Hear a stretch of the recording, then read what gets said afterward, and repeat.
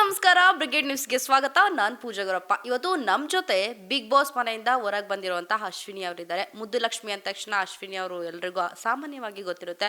ಯಾರೂ ಎಕ್ಸ್ಪೆಕ್ಟೇಷನ್ ಇರಲಿಲ್ಲ ಇಷ್ಟು ಬೇಗ ಅಶ್ವಿನಿ ಅವರು ಹೊರಗೆ ಬರ್ತಾರೆ ಅಂತ. ಅಶ್ವಿನಿ ಅವ್ರನ್ನ ಯಾರ್ಯಾರಿಗೆಲ್ಲ ಕಂಪೇರ್ ಮಾಡಿದ್ದಾರೆ. ಸೊ ಬನ್ನಿ ಅವ್ರ ಜೊತೆ ನಾವು ಮಾತಾಡ್ತಾ ಹೋಗೋಣ. ಹಾಯ್ ಅಶ್ವಿನಿ ಅವರೇ, ಹೇಗಿದ್ದೀರಾ? ಗುಡ್, ನಾನು ತುಂಬ ಚೆನ್ನಾಗಿದ್ದೀನಿ. ವೆಲ್ಕಮ್ ನಮ್ಮ ಮನೆಗೆ. ಆ್ಯಂಡ್ ಯಾರ್ಯಾರಿಗೆ ಕಂಪೇರ್ ಮಾಡಿದ್ರು? ಅಲ್ಲ, ಆ್ಯಕ್ಚುಲಿ ನಿಮ್ಮನ್ನ ಜಾಸ್ತಿ ನಾವು ಮೀಮ್ಸಲ್ಲಿ ನೋಡಿದ್ದು, ನಿಮ್ಮನ್ನ ದೀಪಿಕಾ ದಾಸ್ಗೆ ಹೋಲಿಕೆ ಮಾಡ್ತಾ ಇದ್ರು. ನಾವು ಕೆಲವು ಮೀಮ್ಸಲ್ಲಿ ನೋಡಿದಾಗ ದೀಪಿಕಾ ದಾಸ್ಗೆ ಹೋಲಿಕೆ ಮಾಡ್ತಾ ಇದ್ರು, ಚೆನ್ನಾಗಿ ಆಡ್ತಾರೆ ಅಂತೆಲ್ಲ ತುಂಬ ಎಕ್ಸ್ಪೆಕ್ಟೇಷನ್ ಇತ್ತು. ಇಷ್ಟು ಬೇಗ ಹೊರಗೆ ಬರ್ತೀರಾ ಅಂತ ಯಾರು ಅನ್ಕೊಂಡಿರಲಿಲ್ಲ. ನಾನು ಅಂದ್ಕೊಂಡಿಲ್ಲ by the way. But of course 3 ವಾರಕ್ಕೆ ಅಂತೆಲ್ಲ ತಲೆನಲ್ಲೇ ಇರಲಿಲ್ಲ. ಆ್ಯಂಡ್ ಮೋರ್ ದನ್ ದಟ್ ಇನ್ನು ಆಟನೇ ಶುರು ಆಗಿರಲಿಲ್ಲ. It was just one warm up thing. And ಒಂಟಿ ಜಂಟಿ ಎಲ್ಲ ಟೈಅಪ್ ಆಗಿತ್ತು.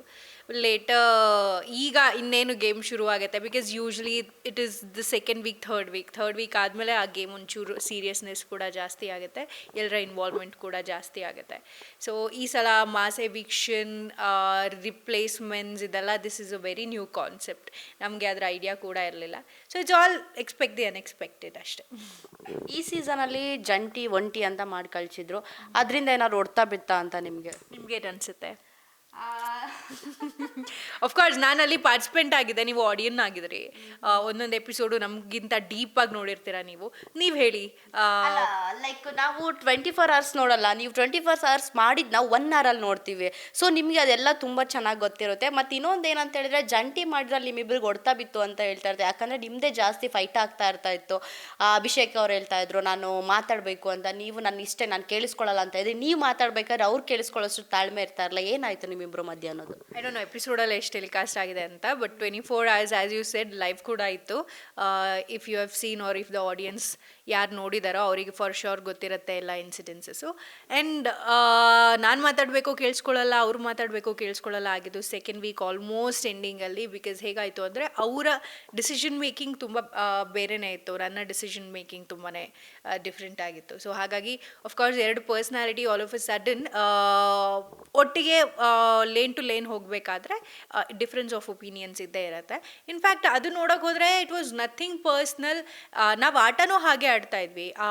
ಇಬ್ಬರು ಎಲ್ಲ ತಾಳಕ್ಕೆ ತಕ್ಕಂತೆಯೇ ಹೋಗಿದ್ದಿದ್ರೆ ಅದು ಮಜಾನೂ ಇರ್ತಾ ಇರಲಿಲ್ಲ. Because he is a different person and because I am a different person. ಅದು ಆ್ಯಕ್ಚುಲಿ ಮಜಾ ಇರ್ತಿತ್ತು. ನಾವು ನಮ್ಮಿಬ್ಬರು ಜಗಳ ಆಮೇಲೆ ಸರಿ ಹೋಗೋದು, ಆವಾಗ ಅಂಡರ್ಸ್ಟ್ಯಾಂಡಿಂಗ್ ಇನ್ನೂ ಡೀಪ್ ಆಗುತ್ತೆ, ಬೆಟರ್ ಆಗುತ್ತೆ. So no complaints about Abhishek being my partner because he's done a great job. ಯಾಕಂದರೆ ಒಂದು ಡಾಮಿನೇಟಿವ್ ಹುಡುಗಿನ ತಡ್ಕೊಳ್ಳೋದು ಹುಡುಗರಿಗೂ ಕಷ್ಟ ಆಗುತ್ತೆ. At the same time is a very sportive mindset ಇರುವಂಥ ಹುಡುಗ. And he wanted to be in good books with everybody. That there is nothing wrong in it. ಎಲ್ಲರ ಹತ್ರನೂ ಚೆನ್ನಾಗಿರಬೇಕು, ಖುಷಿಯಾಗಿರಬೇಕು ಅಂತಲೇ ಅವರು ಕೂಡ ಕನ್ಸಿಡರ್ ಮಾಡಿದ್ದು. So we are 2 different personalities coming together. I am sure ಜನ ನಮ್ಮ ಜಗಳ ಕೂಡ ಎಂಜಾಯ್ ಮಾಡಿದ್ದಾರೆ. ಐ ಸಾ ಎಷ್ಟೊಂದು ಮೀಮ್ಸ್ ನೋಡಿದೆ ನಮ್ಮಿಬ್ಬರದೇ. So I am sure they would have enjoyed. ಯಾವ ಮೀಮ್ಸ್ ನಿಮಗೆ ತುಂಬ ಇಷ್ಟ ಆಯಿತು ಅನ್ನೋದು? ದಟ್ ಆಂಟಿ ಲವರ್ದು ಒಂದು ನೋಡಿದೆ. ಅದಾದಮೇಲೆ ಏನೋ ಇದ್ರೆ ಗರ್ಲ್ ಫ್ರೆಂಡ್ ಇವಳ ಥರ ಇರಬೇಕಪ್ಪ ಅಂತ ಒಂದು ಮೀಮ್ ಮಾಡಿದರು ಅಭಿಷೇಕ್ನ ನಾನು ಮೋಟಿವೇಟ್ ಮಾಡುವಾಗ. ಆ್ಯಂಡ್ ದೆನ್ ಅಭಿಷೇಕ್ದು ಒಂದು ಮೀಮ್ ನೋಡಿದೆ ವೇರ್ ಸೆನ್ಸಿಟಿವ್ ಹುಡುಗಿನ ಹ್ಯಾಂಡಲ್ ಮಾಡೋರು ಹೀಗಿರಬೇಕು ಹುಡುಗರು ಅಂತ. ನಾನು ಯಾವುದೋ ವಿಚಾರಕ್ಕೆ ಕಣ್ಣಲ್ಲಿ ನೀರು ಬಂದಾಗ ಈಸ್ ಲೈಕ್ ಇಟ್ಸ್ ಓಕೆ ಬಾ ಅಂತ ಕರ್ಕೊಂಡು ಹೋಗೋದು. So it's been a very nice partner in fact. So ಸಖತ್ ಮೀಮ್ಸ್, ಮಜಾ ಇತ್ತು. ಆಗಾಗ ಕಾಕ್ರೋಚ್ ಮಧ್ಯದಲ್ಲಿ ಹೋಗಿ ಅವರಿಗೆ ಸಾಕಷ್ಟು ಬುದ್ಧಿ ಹೇಳ್ತಾ ಇದ್ರಿ. ಆಮೇಲೆ ಬಿಗ್ ಬಾಸ್ ಮನೆಯಲ್ಲಿ ಗೇಮ್ಸ್ ಪ್ಲಾನ್ ಎಲ್ಲ ಹೇಳ್ಕೊಡ್ತಾ ಇದ್ರಿ ಸಾಕಷ್ಟು ಜನಕ್ಕೆ. ಹಿಂಗಾಡಬೇಕು, ಹಿಂಗಾಡಿದ್ರೆ ಹಿಂಗಾಗುತ್ತೆ, ಸ್ಟ್ರಾಟಜಿ ಸಾಕಷ್ಟು ಹೇಳ್ಕೊಡ್ತಾ ಇದ್ರಿ. ಬಟ್ ಯಾಕೆ ಯಾರು ನಿಮ್ಮನ್ನ ಹೆಸರು ತಗೊಳ್ಳಿಲ್ಲ ಅನ್ನೋದು? ಸ್ಟ್ರಾಟಜಿ ಹೇಳ್ಕೊಡ್ತಾ ಇದ್ದಿದ್ದು ನಾವು ಮುಂದೆ ಹೋಗಬೇಕು ಅಂತಲೇ ಹೊರತು ನಾವು ಸೈಡಲ್ಲಿ ಕೂರಬೇಕು ಅಂತಲ್ಲ, ಅಥವಾ ಚಿಯರ್ ಲೀಡರ್ ಆಗಬೇಕು ಅಂತಲ್ಲ. ನನಗೆ ಆಪರ್ಚುನಿಟಿ ತುಂಬ ಕಡಿಮೆ ಸಿಕ್ತು ಆಡಲಿಕ್ಕೆ. ವೆನ್ ಅಭಿಷೇಕ್ ವಾಸ್ ಪ್ಲೇಯಿಂಗ್ ನಾನು ಒಬ್ಬರು ಜಂಟಿ ಕೂರಲೇಬೇಕಿತ್ತು. ಆ್ಯಂಡ್ ಯಾಕೆ ನೀವು ಆಡಲಿಲ್ಲ ಅಂತ ಬಂದರೆ, ನಮ್ಮದು ಜಂಟಿ ವರ್ಸಸ್ ಒಂಟಿ ನಡೀತಾ ಇತ್ತು, ನಾಟ್ ಜೋಡಿ ವರ್ಸಸ್ ಜೋಡಿ. ಸೊ ಹಾಗಾಗಿ ನಾವು ಕನ್ಸಿಡರ್ ಮಾಡಿದ್ದು ಜಂಟಿಗಳು ಸ್ಟ್ರಾಂಗ್ ಆಗಿ ಫರ್ದರ್ ಹೋಗಬೇಕು ಅಂದರೆ ಹುಡುಗರನ್ನ ಫಸ್ಟು ಮುಂದೆ ಬಿಡೋಣ. ಬಿಕಾಸ್ ಆಬ್ವಿಯಸ್ಲಿ ಫಿಸಿಕಲ್ ಟಾಸ್ಕ್ಸ್ ಅಂತ ಬಂದಾಗ ಸ್ಟ್ರೆಂತ್ ಟ್ರೈನಿಂಗ್ ಆಗಿದೆ ಆ್ಯಂಡ್ ಫಿಸಿಕಲ್ ಬಾಡಿ ತುಂಬ ಫಿಟ್ ಇದೆ ಕಂಪ್ಯಾರಿಟಿವ್ಲಿ ಅಭಿಷೇಕ್ ಅವ್ರದ್ದು. ಸೊ ಹಾಗಾಗಿ ಅವ್ರನ್ನ ತುಂಬ ಕನ್ಸಿಡರ್ ಮಾಡ್ತಾ ಇದ್ವಿ. ಅಲ್ಲಿ I couldn't perform more in tasks. Second week ಅಂತ ಬಂದಾಗಲೂ ಕೂಡ ಟಾಸ್ಕ್ಸ್ ಹಾಗೆ ಇತ್ತು. ಥರ್ಡ್ ವೀಕಲ್ಲಿ we got only one chance. So ಅಲ್ಲಿ ಏನಾಯಿತು ಅಂತ ಆಲ್ರೆಡಿ ಇಡೀ ಕರ್ನಾಟಕ ನೋಡಿದೆ, ಜಜ್ಮೆಂಟ್ ಕೂಡ ಪಾಸ್ ಮಾಡಿದೆ. Even for today what they say is ಏನೋ ಅವಕಾಶ ವಂಚಿತೆ ಆದರೂ ಅಷ್ಟೇ ಬಿಟ್ಟರೆ ದೇರ್ ವಾಸ್ ನಥಿಂಗ್ ನೆಗೆಟಿವ್ ನನ್ನ ಬಗ್ಗೆ ಕೇಳಿದ್ದು. ಸೊ ಇನ್ ದ್ಯಾಟ್ ಮ್ಯಾನರ್ ಜನ ಅಪ್ರಿಷಿಯೇಟ್ ಮಾಡಿದ್ದಾರೆ, ಅದನ್ನು ತೊಗೊಂಡು ಮುಂದೆ ಹೋಗ್ತಾ ಇರಬೇಕಷ್ಟೇ. ಓಕೆ, ಈಗ ನಿಮ್ಮನ್ನ ದೀಪಿಕಾ ದಾಸ್ಗೆ ಹೋಲಿಕೆ ಮಾಡಿದ್ದಾರೆ ಸಾಕಷ್ಟು ಜನ ಅಂತ ಹೇಳಿದೆ, ಬಟ್ ನೀವು ಆ ಮೀಮ್ಸ್ನ ನೋಡಿಲ್ಲ ಅನ್ಕೊತೀನಿ. ಸೊ ಅವ್ರಿಗೆ ಹೋಲಿಸ್ತು ಅಂತ ಹೇಳ್ಬೇಕಾದ್ರೆ ನಿಮ್ಗೆ ಏನು ಅನ್ನಿಸ್ತು ಅನ್ನೋದು? She is an artist from a small screen. She has Har own identity. ನಾನು ಕೂಡ ಕರ್ನಾಟಕದ ಮನೆ ಮಗಳೇನೆ, ನಾನು ಕೂಡ ಸ್ಮಾಲ್ ಸ್ಕ್ರೀನ್ ಆರ್ಟಿಸ್ಟೇ. ಅವ್ರದ್ದೇ ಒಂದು ಇಂಡಿವಿಜುವಲ್ ಜರ್ನಿ ಇರುತ್ತೆ, ನನ್ನದೇ ಒಂದು ಇಂಡಿವಿಜುವಲ್ ಜರ್ನಿ ಇರುತ್ತೆ. ಕಂಪ್ಯಾರಿಸನ್ ಅಂತ ಬಂದಾಗ ಐ ವುಡ್ ಸೇ ಯಾರ ಜೊತೆನೂ ಹೋಲಿಕೆ ಮಾಡದೇ ಇದ್ರೇ ಇಂಡಿವಿಜುವಾಲಿಟಿ ಅನ್ನೋದು ಉಳ್ಕೊಳ್ಳುತ್ತೆ. ನೀವು ಬೀಯಿಂಗ್ ಆ್ಯನ್ ಆ್ಯಕ್ಟರ್, ನಿಮ್ಮನ್ನು ಇನ್ನೊಬ್ಬರು ಚಾನೆಲ್ ಆ್ಯಂಕರ್ ಜೊತೆ ಕಂಪೇರ್ ಮಾಡಿದ್ರೆ ಯು ವುಡ್ ಸೇ ಇಲ್ಲ, ನಾನು ಪೂಜಾ ಆಗಿ ನನ್ನ ಕೆಲಸ ಮಾಡ್ತಿದ್ದೀನಿ, ನನ್ನ ಕೆಲಸನ ಐಡೆಂಟಿಫೈ ಮಾಡಿ ಅಂತ. ಸ್ಟ್ರೆಂತ್ ವಿಷಯದಲ್ಲಿ ಕಂಪೇರ್ ಮಾಡಿದರೆ thank you so much, because every women for that matter is strong, is independent and is powerful. ಆ ಮ್ಯಾನರಲ್ಲಿ ಕಂಪೇರ್ ಮಾಡಿದರೆ ನೆವರ್ ಮೈಂಡ್. ಆದರೆ ಕಂಪ್ಯಾರಿಸನಲ್ಲೇ ನಮ್ಮ ಐಡೆಂಟಿಟಿ ಕಳೆದು ಹೋಗಬಾರ್ದು ಅಷ್ಟೇ. ಓಕೆ, ಈಗ ಫಸ್ಟ್ ವೀಕಲ್ಲಿ ಅಮಿತ್ ಮತ್ತು ಕರಿಬಸಪ್ಪ ಹೋಗ್ತಾರೆ. ಕರಿಬಸಪ್ಪ ಅವರು ಮನೆ ಒಳಗೆ ಬರಬೇಕಾದ್ರೂ ಅಷ್ಟೇ ಸ್ವಲ್ಪ ಎಂಟರ್ಟೈನ್ಮೆಂಟ್ ಮಾಡ್ತಾ ಇರ್ತಾರೆ, ಮಾಡ್ತಾನೂ ಇದ್ದರು ಅವರು ಫಸ್ಟ್ ವೀಕಲ್ಲಿ ಇರಬೇಕಾದ್ರೆ. ಸೊ ಅವರ ಬಗ್ಗೆ ನಿಮ್ಮ ಒಪಿನಿಯನ್ ಏನಿದೆ ಅನ್ನೋದು? ಅವರು ಸ್ವಿಚ್ ಆನ್ ಸ್ವಿಚ್ ಆಫ್ ಅಷ್ಟೇ. ಆ್ಯಸ್ ಅ ಇಂಡಿವಿಜುವಲ್ ಅವ್ರು ತುಂಬ ಒಳ್ಳೆಯವರು, ಒಳ್ಳೆಯ ಮನಸ್ಥಿತಿ ಇರುವಂಥ, ಯಾರಿಗೂ ಕೆಟ್ಟದ್ದು ಬಯಸದೇ ಇರುವಂಥ ಒಂದು ಒಳ್ಳೆ ಎಂಟರ್ಟೈನರ್ ಫಾರ್ ಶೋರ್. ಬಟ್ ಏನಂದರೆ 24 hours ಕ್ಯಾಮ್ರಾ ರೋಲಿಂಗಲ್ಲಿರೋದ್ರಿಂದ ಯಾವುದೋ ಒಂದು ಇದರಲ್ಲಿ ಫುಲ್ ಹೈಪರ್ ಆಗಿಬಿಡ್ತಿದ್ರು, ಎಂಟೈರ್ ಡೇ ಡೌನ್ ಆಗಿಬಿಡ್ತಿದ್ರು. ಆ ಹೈಪರ್ ಆಗೋದೇ ಸಡನ್ನಾಗಿ ಡೌನ್ ಆಗೋದು ಕಂಪ್ಯಾರಿಸನ್ಗೆ ಕಾರಣ ಆಗೋಯ್ತು. ಒಂದೇ ಸಟಲ್ ವೇನಲ್ಲಿ ಹೋಗಿರೋ ಬಹುಶಃ ಏನು ಅನಿಸ್ತಿರ್ಲಿಲ್ವೇನೋ. ಆ ಹೈಪರ್ ಆದಾಗಲೂ ನೋಡಿದ್ದೀವಿ, ಇಷ್ಟೊಂದೆಲ್ಲ ಎನರ್ಜಿ ಇದೆಯಾ ಇವರಿಗೆ ಅಂತ. ಡೌನ್ ಆದಾಗ ಇಷ್ಟು ಎನರ್ಜಿ ಇರೋ ವ್ಯಕ್ತಿ ಯಾಕೆ ಡೌನ್ ಆಗಿಬಿಟ್ರು ಅಂತ ಕಂಪ್ಯಾರಿಸನ್ ಬಂತು ಹೊರತು he did his best. Okay, Bigg Boss ಮನೆಯಲ್ಲಿ ಎಷ್ಟು ವರ್ಷದ ಕಾಲ ಬರ್ದಿಲ್ದ ಮೋಹಿನಿ ಈ ಸಲ ಬಿಗ್ ಬಾಸ್ ಮನೆಗೆ ಬಂದಿದ್ರು. ಸೊ ನೀವೆಲ್ಲ ಹಂಗೆ ಅಂದ್ಕೊಂಡಿದ್ರಿ. ಗಿಲ್ಲಿ ಅಂತೂ ಅದಕ್ಕೋಸ್ಕರನೇ ಕಿಚ್ಚನ ಚಪ್ಪಾಳೆ ಸಮೇತ ತಗೊಂಡಿದ್ದಾರೆ. ಸೊ ಇದರಲ್ಲಿ ಈ ಒಂದು ವಿಚಾರ ಹೇಳ್ಬೇಕಂದ್ರೆ, ಜಾನ್ವಿನ ಅಶ್ವಿನಿ ಬಿಡ್ಕೊಡಲ್ವಾ ಅಥವಾ ಅಶ್ವಿನಿನ ಜಾನ್ವಿ ಬಿಡ್ಕೊಡಲ್ವಾ ಅನ್ನೋದು? ಈಗ ಒಬ್ಬ ಲೀಡರ್ಗೆ ಫಾಲೋವರ್ ಇರಲೇಬೇಕು. ಒಬ್ಬ ಫಾಲೋವರ್ ಟಾರ್ಗೆಟ್ ಆಗಿದ್ದರೆ ಅವ್ರಿಗೆ ಲೀಡರ್ ಸಪೋರ್ಟ್ ಇರಲೇಬೇಕು. ಸೊ ಅಶ್ವಿನಿ ಅವರು ಮನೆಗೆ ಲೀಡರ್ ಅಲ್ಲ, ಪ್ರಾಬಬ್ಲಿ ಜಾನ್ವಿ ಅವ್ರಿಗೆ ಲೀಡರ್ ಅನಿಸುತ್ತೆ. ಸೊ ಅವ್ರನ್ನ ಫಾಲೋ ಮಾಡಿಕೊಂಡು ಜಾನ್ವಿ ಅವರು ಕೂಡ ಆ ಜಾಗಕ್ಕೆ ಬರೋದಕ್ಕೆ ಪ್ರಯತ್ನ ಪಡ್ತಿದ್ದಾರೆ. ಇಟ್ ಈಸ್ ವೈಸ್ ವರ್ಸ. ಅವ್ರನ್ನ ಇವ್ರು ಯೂಸ್ ಮಾಡ್ಕೋತಿದ್ದಾರೆ ಅಡ್ವಾಂಟೇಜ್ ಆಗಿ, ಇವರು ಅವ್ರನ್ನ ಯೂಸ್ ಮಾಡ್ಕೋತಿದ್ದಾರೆ ಅಷ್ಟೇ ಹೊರತು ಅಲ್ಲಿ ಆ ಮನೆಯಲ್ಲಿ ಅಕ್ಕ ತಂಗಿ ಸಂಬಂಧ, ಅಮ್ಮ ಮಗಳು ಸಂಬಂಧ, ಫ್ರೆಂಡ್ಶಿಪ್ ಬೆಳೆಯುತ್ತೆ, ಫಾರ್ ಶ್ಯೂರ್ ಬಾಂಡಿಂಗ್ ಬೆಳೆಯುತ್ತೆ. ಅದು ಬಿಟ್ಟು ಡೀಪ್ ಸಂಬಂಧಗಳು ಹೋಗ್ತಾ ಹೋಗ್ತಾ ಮುಂದೆ ಬೆಳೆಯುತ್ತೆ ಹೊರತು ಸ್ಟಾರ್ಟಿಂಗ್ ಸ್ಟೇಜಲ್ಲಿ ಯಾರಿಗೂ ಬೆಳೆಯಲ್ಲ. ಓಕೆ, ನಿಮ್ಗೇನಾದ್ರು ರಕ್ಷಿತನ್ ಬಗ್ಗೆ ಸ್ಟ್ಯಾಂಡ್ ತಗೋಬೇಕು ಅಂತ ಏನಾದರೂ ಗಿಲ್ಟ್ ಇದೆಯಾ ಅನ್ನೋದು? ಯಾಕಂತ ಹೇಳಿದರೆ ಅವ್ರ ಬಗ್ಗೆ ಯಾರು ಸ್ಟ್ಯಾಂಡ್ ತೊಗೊಳ್ಳಿಲ್ಲ ಅಂತ ಸುದೀಪ್ ಸರ್ ಮಾತಾಡ್ತಾರೆ. ಹಾಗೆ ಗಿಲ್ಲಿ ನಟ ಸ್ಟ್ಯಾಂಡ್ ತೊಗೊಂಡಿದ್ದಕ್ಕೆ ಕಿಚ್ಚನ ಚಪ್ಪಾಳೆ ಸಿಗುತ್ತೆ. ಬಟ್ ನೀವು ಅವತ್ತು ಪಂಚಾಯಿತಿಯಲ್ಲಿ ಮಾತಾಡ್ಬೇಕಾದ್ರೆ ಹೇಳ್ತೀರಾ, ನಾವು ಮಾತಾಡಬೇಕಿತ್ತು, ಯಾರು ವಾಯ್ಸ್ ಅವ್ರು ಮಾಡಲಿಲ್ಲ ಅಂತ. ಹಾಗೆ ನಾನು ಸ್ಟೇಟ್ಮೆಂಟ್ ಹೇಳಲಿಲ್ಲ. ಸ್ಟೇಟ್ಮೆಂಟ್ ಯಾರಿಗೆ ಹೇಳಿದ್ರೋ ಪ್ರಾಬಬ್ಲಿ ಅವ್ರ ಹತ್ರ ನೀವು ಆನ್ಸರ್ ಕೇಳಬೇಕಾಗುತ್ತೆ. ಸ್ಟ್ಯಾಂಡ್ ತೊಗೊಳ್ಲಿಲ್ಲ ಅನ್ನೋ ಗಿಲ್ಟ್ಗಿಂತ ಕೇಳಿಸ್ಕೊಂಡಿಲ್ಲ. ಬಿಕಾಸ್ ಅವರು ಒಂದೇ ಒಂದು ಸತಿ ಬರ್ಸ್ಟ್ ಔಟ್ ಆಗೋದು, ಆವಾಗಲೇ ಓಕೆ ಏನೂ ಆಗ್ತಿದೆ ಮನೆಯಲ್ಲಿ. ಅಲ್ಲಿ ತನಕ ಗೆಜ್ಜೆ ವಿಚಾರ ಸೀರಿಯಸ್ ಆಗಿ ತೊಗೊಂಡಿರಲಿಲ್ಲ. ಅವರವರೇ ಟೀಮ್ ಅಪ್ ಆಗಿ ಗಿಲ್ಲಿದು ಒಂದು ತಂಡ, ಅಶ್ವಿನಿ ಅವ್ರದ್ದು ಒಂದು ತಂಡ, ಬರೀ ಬ್ಲೇಮ್ ಮಾಡೋರೊಬ್ಬರು, ತಪ್ಪಿಸ್ಕೊಂಡು ಓಡಾಡೋರೊಬ್ಬರು ಇದ್ರು ಹೊರತು ಯಾವತ್ತು ರಕ್ಷಿತಾ ಅಳ್ತಾ ಕೂರ್ತಾರೋ ಅವತ್ತೇ ಓಕೆ ಏನೋ ಆಗಿದೆ ಅಂತ ಅನ್ಸೋದು. ಸೊ ಹಾಗಾಗಿ ಅವತ್ತು ಕೇಳಿಸ್ಕೋಬೇಕಿತ್ತು. ನಾವು ಮಂಜುಮಾ ಹ್ಯಾಂಡಲ್ ಮಾಡ್ತಾರೆ ಅಂದ್ಕೊಂಡು ಹೊರಗಡೆ ಹೋದ್ವಿ ಅನ್ನೋದು ಬಿಟ್ಟರೆ she stood for her self. ಅದನ್ನು ಅಪ್ರಿಷಿಯೇಟ್ ಮಾಡೋಣಲ್ಲ. ನಂದು ಅವ್ರದ್ದು ಜಗಳ ಆದಾಗಲೂ ಕೂಡ ಐ ಸ್ಟುಡ್ ಅಲೋನ್. ಅದ್ರ ಬಗ್ಗೆ ಯಾರು why did you stand alone, ನಿಮಗೆ ಯಾರು ಸಪೋರ್ಟ್ ಮಾಡಿಲ್ವ ಅಂತ ಕೇಳಿಲ್ಲ. ಸೊ ಆ ಮನೆಯಲ್ಲಿ ಸ್ಟ್ಯಾಂಡ್ ತಗೊಳ್ಳೋ ಅವಕಾಶ ಎಲ್ರಿಗೂ ಸಿಗುತ್ತೆ. At the same time individuality ತೋರಿಸೋ ಅವಕಾಶ ಕೂಡ ತುಂಬ ಜನಕ್ಕೆ ಸಿಗುತ್ತೆ. ರಕ್ಷಿತಾ ಹೋಗಿ ಗಿಲ್ಲಿ ಹತ್ರ ಮಾತಾಡಿದ್ರು ಈ ವಿಚಾರವಾಗಿ, ಎಲ್ಲ ಶೇರ್ ಮಾಡ್ಕೊಂಡಿದ್ರು, ಹಾಗಾಗಿ ಗಿಲ್ಲಿ ಅವ್ರ ಸ್ಟ್ಯಾಂಡ್ ತೊಗೊಂಡ್ರು. ನಮ್ಮ ಹತ್ರ ರಕ್ಷಿತಾ ಬಂದು ಮಾತಾಡಿರಲಿಲ್ಲ. ಸೊ ನಮಗೆ ಕಂಪ್ಲೀಟ್ ಇನ್ಫಾರ್ಮೇಷನ್ ಇಲ್ದಿರ ನೀವು ಎಲ್ಲ ವಿಚಾರದಲ್ಲಿ ಹೇಗೆ ಮೂಗು ತೋರಿಸ್ತೀರಾ?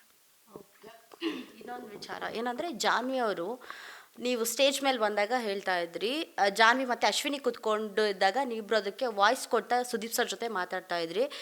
ಸುದೀಪ್ ಸರ್ ಹೇಳ್ದಂಗೆ ಜಾನ್ವಿ ಬ್ಯೂಟಿ ವಿತೌಟ್ ಬ್ರೈನಾ ಅಂತ. ಸೊ ಇದಕ್ಕೆ ನೀವೇನು ಹೇಳ್ತೀರಾ? ಬ್ಯೂಟಿ ವಿದೌಟ್ ಬ್ರೈನಾಗ ಗೊತ್ತಿಲ್ಲ, ಬಟ್ ಬ್ರೈನ್ನ ತೆಗೆದು ಅವ್ರಿಗೆ ಕೊಟ್ಟಿದ್ದಾರೆ ಅಂತ ಹೇಳಿದೆ. ಅಂದರೆ ಬ್ರೈನ್ ಇದೆ ಅಂತಲೇ ಅರ್ಥ, ಬಟ್ ಬಳಕೆನಲ್ಲಿ ಇಲ್ಲ ಅಂತ ಅಷ್ಟೇ. Or she is playing very smart. Ashwini ಅವರ ಅಡ್ವಾಂಟೇಜಸ್ ಏನಿದೆ, ಅವರಿಗೆ ಫಸ್ಟ್ ವೀಕಲ್ಲಿ ಸೆಕೆಂಡ್ ವೀಕಲ್ಲಿ ಸಿಕ್ಕಂಥ ಟೆನ್ಷನ್ಸ್ ಏನಿದೆ ಅದ್ರ ಬಗ್ಗೆ ನಾಲೆಡ್ಜ್ ಇದ್ದು, ಇವಾಗ ನಾನು ಆ ಟೆನ್ಷನ್ನ ತೊಗೋಬೇಕು, ಇವ್ರ ಥ್ರೂ ತೊಗೋಬೇಕು ಅನ್ನೋ ಕ್ಲಾರಿಟಿ ಇರುತ್ತೆ.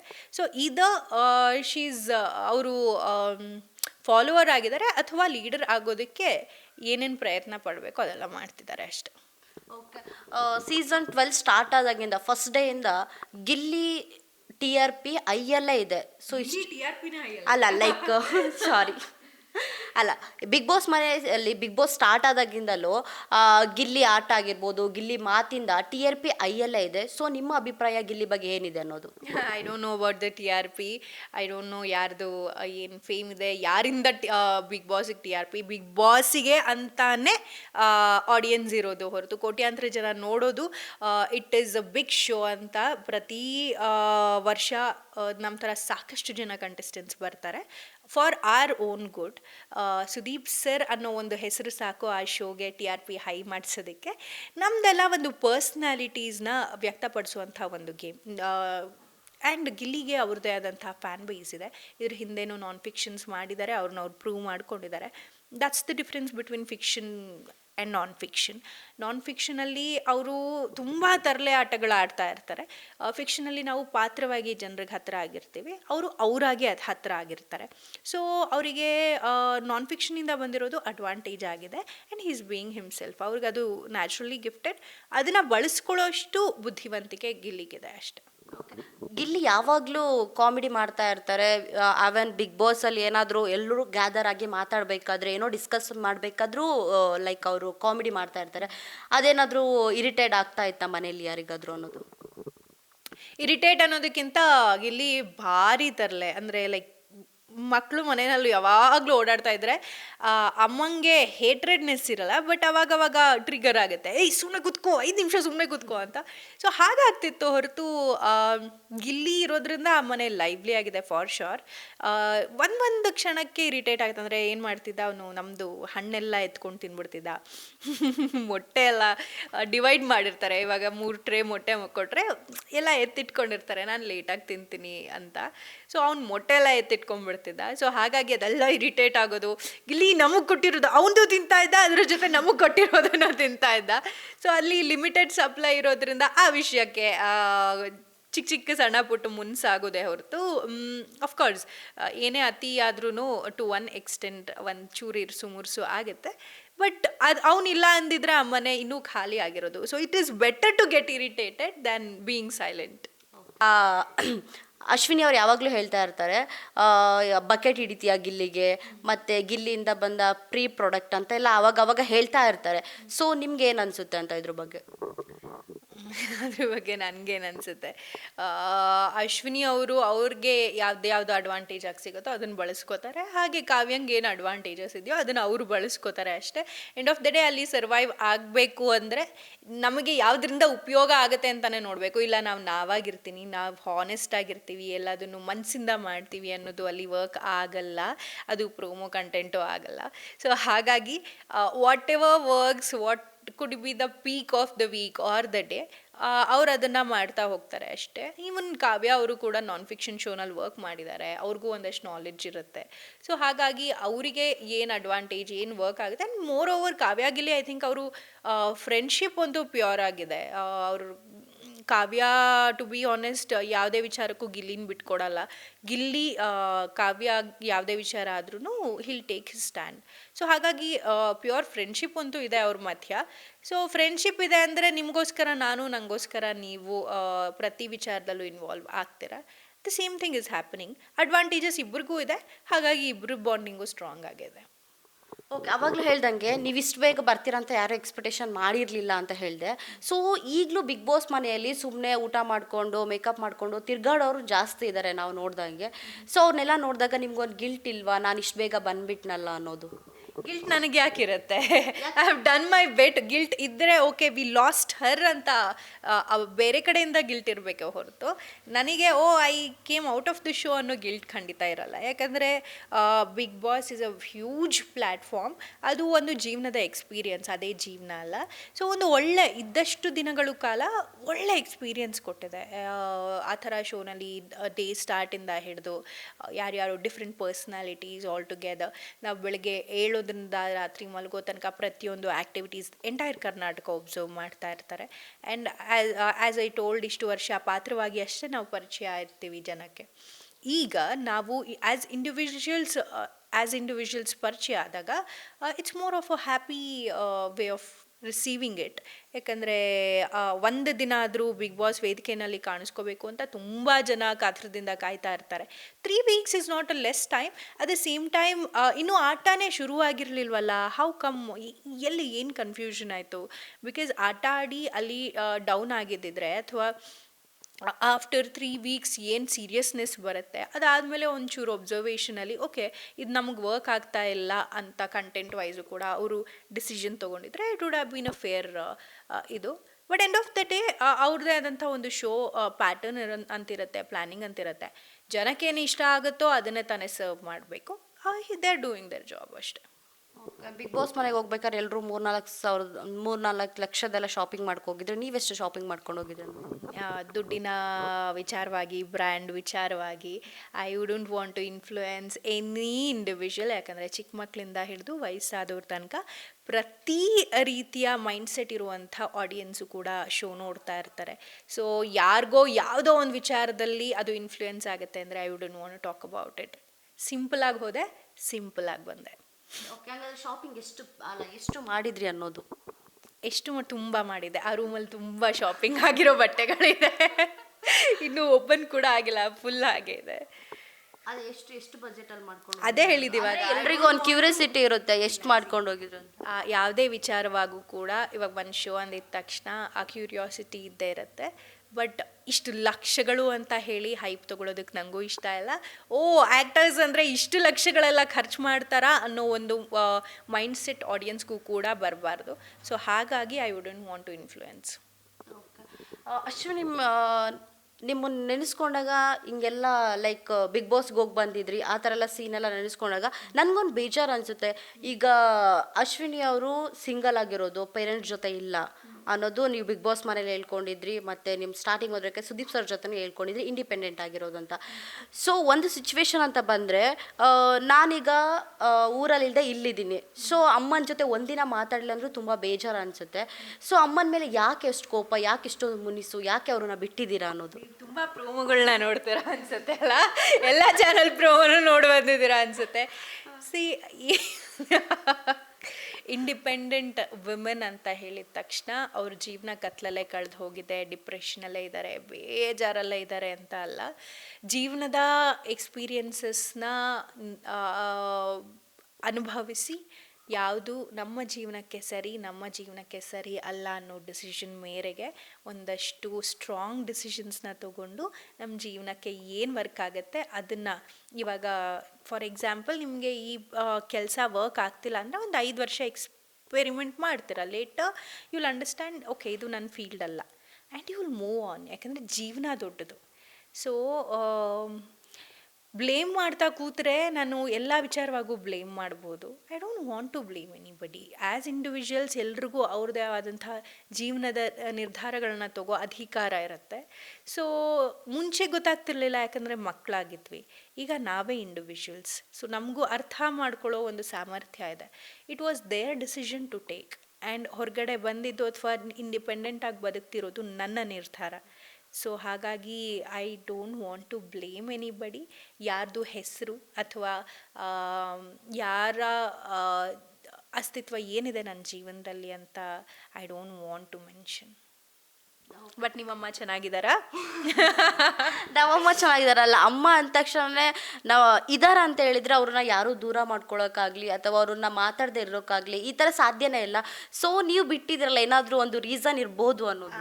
ಕಾರಣ ಖಂಡಿತವಾಗ್ಲೂ ಇರುತ್ತೆ, ಬಟ್ ಆ ಕಾರಣ ಹೇಳೋದಕ್ಕೆ, ಆ ಕಾರಣದ ಬಗ್ಗೆ ಮಾತಾಡೋದಕ್ಕೆ ನಾನು ರೆಡಿ ಇದ್ದೀನ ಇಲ್ಲ. ಯಾಕೆ ಅಂತ ಅದು ವೈಯಕ್ತಿಕ. ಅಗೇನ್ ಇವಾಗ ನಾನು ಅಮ್ಮ ಚೆನ್ನಾಗಿದ್ದಾರ ಅಂತ ಕೇಳ್ಬೋದು, ಅಮ್ಮನ ಯಾಕೆ ನೀವು ಕರ್ಕೊಂಡು ಬಂದು ಇಲ್ಲೇ ಇಟ್ಕೊಂಡಿಲ್ಲ, ಅಥವಾ ನೀವು ಯಾಕೆ ನಿಮ್ಮಮ್ಮನ ಬಿಟ್ಟು ಬಂದು ಇಲ್ಲಿ ಕೆಲಸ ಮಾಡ್ತಿದ್ದೀರಾ ಅಂತ ಕೇಳೋ ಯಾವ ರೈಟ್ಸು ನನಗಿಲ್ಲ ಅಲ್ವಾ. Because it is your personal life. I know ಒಬ್ಬರು ಆ್ಯಕ್ಟರ್ ಅಂದಿದ ತಕ್ಷಣ, ಒಂದು ಶೋ ಕಂಟೆಸ್ಟೆಂಟ್ ಅಂದಿದ ತಕ್ಷಣ ಅವ್ರ ಬಗ್ಗೆ ಕ್ಯೂರಿಯಾಸಿಟಿ ಖಂಡಿತವಾಗ್ಲೂ ಇರುತ್ತೆ. ಬಟ್ ಜಸ್ಟ್ ದಟ್ ನಮ್ಮನ್ನು ಒಬ್ಬರು ಸ್ಟ್ರಾಂಗ್ ವಿಮೆನ್ ಅಂತ ನೋಡಿದಾಗ I want to keep it that way. ನಾನು ಅಲ್ಲೇ ಬಿಗ್ ಬಾಸ್ ವೇದಿಕೆನಲ್ಲೇ ಸಿಂಪತಿ ಗಿಟ್ಟಿಸ್ಕೊಳ್ಳೋದಕ್ಕೆ ತುಂಬ ವಿಚಾರಗಳನ್ನ ಹೇಳ್ಕೊಬೋದಾಗಿತ್ತು. ನಮ್ಮ ಥರ ತುಂಬ ಜನ ಹೆಣ್ಮಕ್ಳು ತುಂಬ ವಿಚಾರದಲ್ಲಿ ಫೈಟ್ ಮಾಡ್ತಿರ್ತಾರೆ. ಆದರೆ ಇನ್ಸ್ಪಿರೇಷನ್ ಆಗಿ ನಿಂತ್ಕೊಳ್ಳೋಣ, ಜೀವನ ಇನ್ನೂ ದೊಡ್ಡದು ಅಂತ ಹೇಳಿ ಅವರಿಗೆ ಇನ್ಸ್ಪೈರ್ ಮಾಡೋಣ. ಅದು ಬಿಟ್ಟು ಕಣ್ಣೀರು ಹಾಕ್ಕೊಂಡು ನಮ್ಮ ಜೀವನ ಇಷ್ಟೇ ಆಗೋಯ್ತು ಅಂತ ಯಾವುದೇ ನೆಗೆಟಿವ್ ವೇನಲ್ಲೂ ನಂಗೆ ಪೋಟ್ರೆ ಆಗೋದಕ್ಕೆ ಇಷ್ಟ ಇಲ್ಲ. ಓಕೆ, ಸಾಕಷ್ಟು ಹೆಣ್ಮಕ್ಳು ಇಂಡಿಪೆಂಡೆಂಟ್ ಆಗಿರೋರಿಗೆ ಏನು ಹೇಳೋಕೆ ಇಷ್ಟಪಡ್ತೀರಾ? ಮತ್ತು ಇನ್ನೊಂದು ವಿಚಾರ ಏನಂತ ಹೇಳಿದರೆ, ಇಂಡಿಪೆಂಡೆಂಟ್ ಆಗಿರ್ಬೇಕಂದ್ರೆ ಏನೆಲ್ಲ ಸ್ಯಾಕ್ರಿಫೈಸ್ ಮಾಡಬೇಕು ಅಂತ ನೀವೇನೆಲ್ಲ ಮಾಡಿದ್ದೀರಾ ಅನ್ನೋದು. ಸ್ಯಾಕ್ರಿಫೈಸ್ ಎಲ್ಲರೂ ಮಾಡ್ತಾರೆ, ನಾಟ್ ಜಸ್ಟ್ ಇಂಡಿಪೆಂಡೆಂಟ್ ವುಮೆನ್. ಗಂಡು ಮಕ್ಕಳು ಕೂಡ ತುಂಬ ಮನೆ ಬಿಟ್ಟು ಬಂದು ಅಥವಾ ಅಪ್ಪ ಅಮ್ಮನ ಚೆನ್ನಾಗಿ ನೋಡ್ಕೋಬೇಕು ಅಂತ ಇಲ್ಲಿ ಕೆಲ್ಸಕ್ಕೆ ಬಂದು 3-4 ಜನ ಒಂದೇ ರೂಮಲ್ಲಿ ರೂಮ್ ಮಾಡಿಕೊಂಡು ಬರೀ ಕೆಲಸ ಅಂತ ತುಂಬ ಕಷ್ಟಪಟ್ಟು ಬರೋ ಸಂಬಳನೆಲ್ಲ ಮನೆಗೆ ಕಳಿಸಿ ಅಪ್ಪ ಅಮ್ಮ ತಂಗಿ ಅಕ್ಕ ಮದುವೆ ಮಾಡ್ತಾರೆ, ಅಕ್ಕ ತಂಗಿರು ಮದುವೆ ಮಾಡ್ತಾರೆ. ಸೊ ಬರೀ ನಮ್ಮ ಜೀವನ ಅಷ್ಟೇ ಅಲ್ಲ, ಗಂಡು ಮಕ್ಳ ಜೀವನನೂ ಅಷ್ಟೇ ಚಾಲೆಂಜಿಂಗ್ ಆಗಿದೆ. ಗಂಡು ಮಕ್ಕಳು ಅದ್ರ ಬಗ್ಗೆ ಮಾತಾಡಲ್ಲ, ಆದರೆ ಹೆಣ್ಮಕ್ಳು ಇಮೋಷ್ನಲ್ ಆಗಿದ್ದರಿಂದ ನಂಗೆ ಯಾಕೆ ಹಿಂಗಾಗ್ತಿದೆ, ನಾನು ಅಷ್ಟು ಪ್ರಯತ್ನ ಪಡ್ತಿದ್ದೀನಿ. ಯಾಕಂದರೆ ಸಮ್ವೇರ್ ಗಂಡು ಮಕ್ಕಳು ಪ್ರಾಬ್ಲಮ್ ಸಾಲ್ವರ್ಸ್, ಪ್ರಾಕ್ಟಿಕಲಿ ಯೋಚಿಸ್ತಾರೆ. ಹೆಣ್ಮಕ್ಳು ಅದಕ್ಕೆ ತುಂಬ ಹಾರ್ಟ್ ಆ್ಯಂಡ್ ಸೋಲ್ ಹಾಕ್ಬಿಡ್ತಾರೆ. ಇವಾಗ ನಿಮ್ಮ ಕೆಲಸ ಅಂತ ಅಂದರೆ ಹಾರ್ಟ್ ಆ್ಯಂಡ್ ಸೋಲ್ ಹಾಕಿ ಫುಲ್ ಇನ್ವಾಲ್ವ್ ಆಗಿ ಡೀಪಾಗಿ ಅದ್ರ ಬಗ್ಗೆ ಇಂಟ್ರೆಸ್ಟ್ ಕೊಡ್ತೀರ. ಸೊ ಹಾಗಾಗಿ ಲೈಫ್ ವಿಚಾರಕ್ಕೂ ಜೀವನಕ್ಕೆ ಅಥವಾ ನೇಚರ್ಗೆ ಗಂಡು ಹೆಣ್ಣು ಅಂತ ವ್ಯತ್ಯಾಸ ಇಲ್ಲ. ಎಲ್ಲರಿಗೂ ಒಂದೇ ಅವಕಾಶ ಸಿಗುತ್ತೆ, ಎಲ್ರಿಗೂ ಈಕ್ವಲ್ ಲೆವೆಲ್ ಆಫ್ ಅವಕಾಶಗಳು ಸಿಗುತ್ತೆ. ಬಟ್ ನಾವು ಹ್ಯೂಮನ್ಸ್ ಮಾಡ್ಕೊಂಡಿರೋದು ಗಂಡು ಮಕ್ಕಳು ಹೆಣ್ಮಕ್ಳು ಅವಕಾಶ, ಅವ್ರಿಗೆ ಪೇಮೆಂಟ್ ಬೇರೆ, ಇವ್ರಿಗೆ ಪೇಮೆಂಟ್ ಬೇರೆ, ಅವರಿಗೆ ಗೌರವ ಬೇರೆ, ಇವ್ರಿಗೆ ಗೌರವ ಬೇರೆ ಅಂತ. ಬಟ್ ನನ್ನ ಜೀವನದಲ್ಲಿ if I have to tell, dark nights ಇದೆ, ಬ್ರೈಟ್ ಡೇಸು ಕೂಡ ಇದೆ. ಇವಾಗ ನೋಡಿ, ಆಲ್ ಆಫ್ ಎ ಸಡನ್ ನಾನು ಅಂದ್ಕೊಂಡೇ ಇರಲಿಲ್ಲ ಅಟ್ಲೀಸ್ಟ್ 2 months ಅಲ್ಲಿರ್ತೀನಿ ಅಂತಲೇ ಅಂದ್ಕೊಂಡಿದ್ದು. ಒಂದು ಶೋ ತಂಡ ನನ್ನ ಹತ್ರ ಮಾತಾಡುವಾಗಲೂ ನೀವು strong contender, we want you in the show ಅಂತಲೇ ಮಾತಾಡ್ತಾರೆ. 2-3 weeks ಅಂದರೆ I wouldn't have risked my previous project. ಯಾಕಂದರೆ ಅದರಲ್ಲೂ ನಾನು ಒಂದು ಶೋ ಹೀರೋಯಿನ್ ಆಗೇ ಇದ್ದಿದ್ದು. ಆಗ್ತಾ ಇರತ್ತೆ, ಬಟ್ ಹಾಗಂತ ಕೊರಗ್ತಾ ಕೂತ್ಕೊಳ್ಳೋದಕ್ಕಿಂತ ಈಗ ಸಿಕ್ಕಿರೋಂಥ ಆಪರ್ಚುನಿಟೀಸಲ್ಲಿ ಏನು ಡೋರ್ಸ್ ಓಪನ್ ಆಗುತ್ತೆ, ಎಷ್ಟು ಸ್ಟ್ರಾಂಗಾಗಿ ನಾವು ನಿಂತ್ಕೊಂಡು ಲೈಫಲ್ಲಿ ಮೂವ್ ಆನ್ ಆಗ್ತೀವಿ ಅನ್ನೋದಷ್ಟೇ ಮ್ಯಾಟರ್. ಇನ್ನಷ್ಟು ಹೆಚ್ಚಿನ ಮಾಹಿತಿಗಾಗಿ ಫಾಲೋ ಮಾಡಿ ಬ್ರಿಗೇಡ್ ನ್ಯೂಸ್ ಕನ್ನಡ.